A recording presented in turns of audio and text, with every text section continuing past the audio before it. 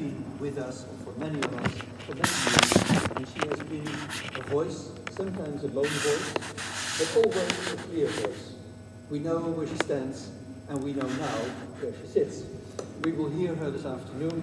Susan George, born in the United States, has lived in France, has 2 nationalities.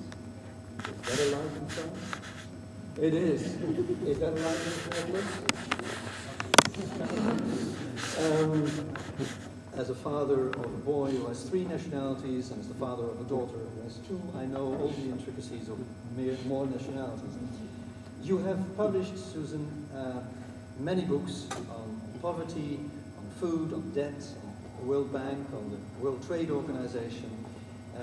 You are, in a way, the board of the Transnational Institute. You're the chair of that board, but you are also, in many ways, you have incorporated the Transnational Institute because we know you as the voice of the Transnational Institute in Amsterdam.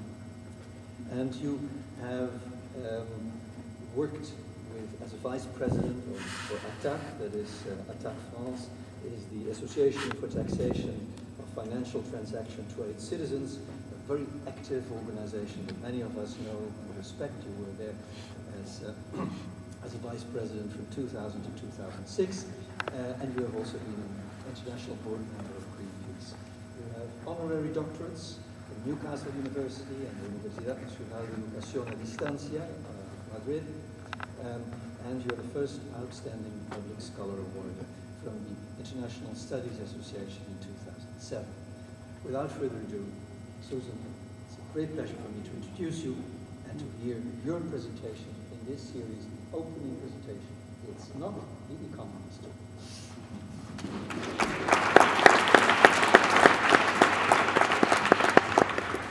Thank you, Luke. Always kind and generous in every way. That was a lovely introduction.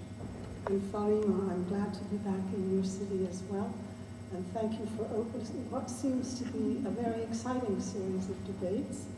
I won't be able to come to all of them, unfortunately, but the rest of you will. So I encourage you to follow up on what's said today, because there'll be a lot of variations on the theme, I think. And it's very exciting for me to be here and to be able to open the series. I'm going to try to follow the rule that I set myself in my first book, called How the Other Half Dies. And I think I said, here comes the most important sentence in this book, and I was directing it at students mostly, and it was, study the rich and powerful, not the poor and powerless. The poor already know what's wrong with their lives, and if you really want to help them, you should be examining what those who keep them where they are doing.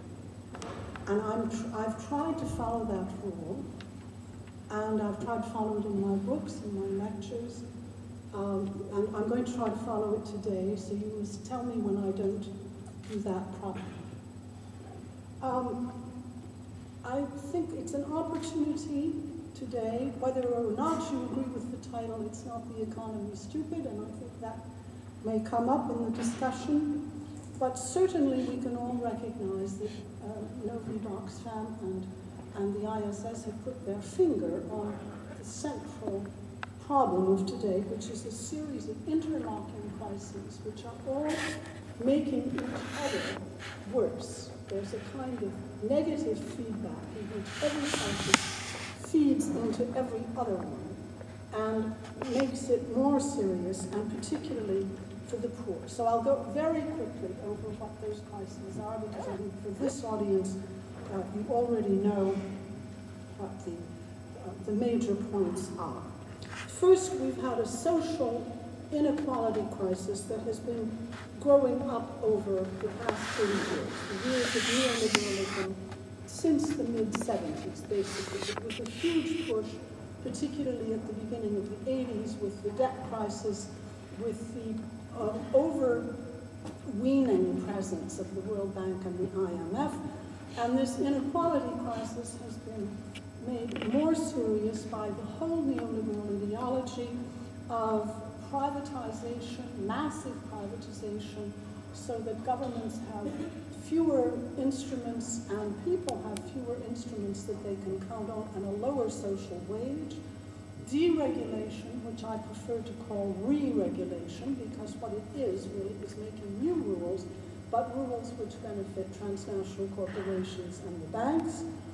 Minimizing the state and saying the state should just get out of the market because the market can sort out everything, and so you reduce taxes on the rich, you reduce public spending, and you reduce transfer payments of whatever kind. Of course, in the less developed countries, this is called structural adjustment. Elsewhere, it can be called the shift also in value added, what economists call the value added, which is divided between capital and labor.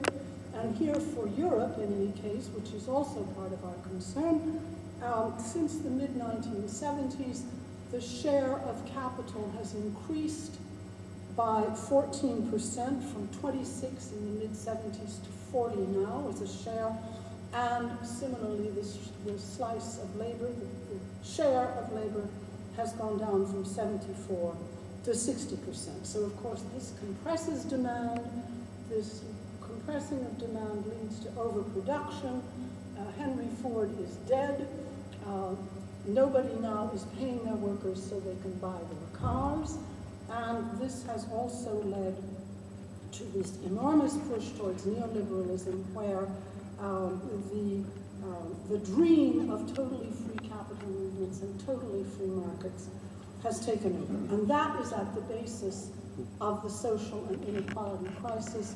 I won't inundate you with figures, but the wider the World Institute for Development Economic Research of the UN in Helsinki has published a worldwide study showing that the top 10% has 85% of the world wealth, etc. And I could elaborate on that, but I think you know all of this. Now, of course, the second big crisis is the financial one, which has unfortunately pushed every other crisis off the agenda.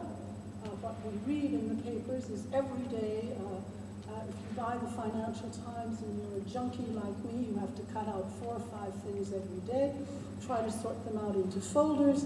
This becomes impossible.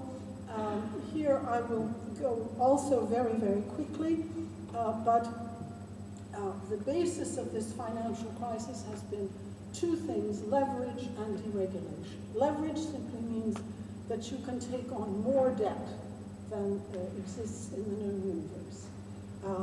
The rule used to be that you had to have $1 or €1 or one whatever to borrow up to 10. But this was thrown totally to the winds, and it became very quickly 1 to 35, 1 to 40, 1 to 50. People were just borrowing and as if there was no tomorrow, but there's always a tomorrow, unfortunately. A series of bubbles which were sometimes in the US, sometimes more universal: the dot-com bubble, the savings and loan bubble, and of course on to the subprime bubble, which has exploded, particularly in the area of deregulation. And the way this crisis was met was by everybody all the official people going into denial. This is not going to be serious. This is going to be limited to the housing sector. It's not going to go any further. And of course, it's going to stay in the financial sphere, and it's not going to touch the real economy. And of course, it's going to stay in the northern countries. That was the next phase. And it's not going to touch the south, so don't worry.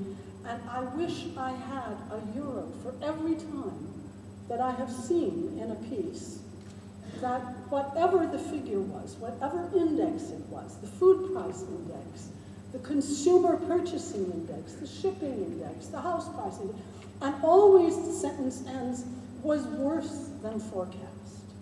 And I just would like to have €1 for every time something has been, in the past year and a half, worse than forecast. I'm going to give myself a little credit now, because in September of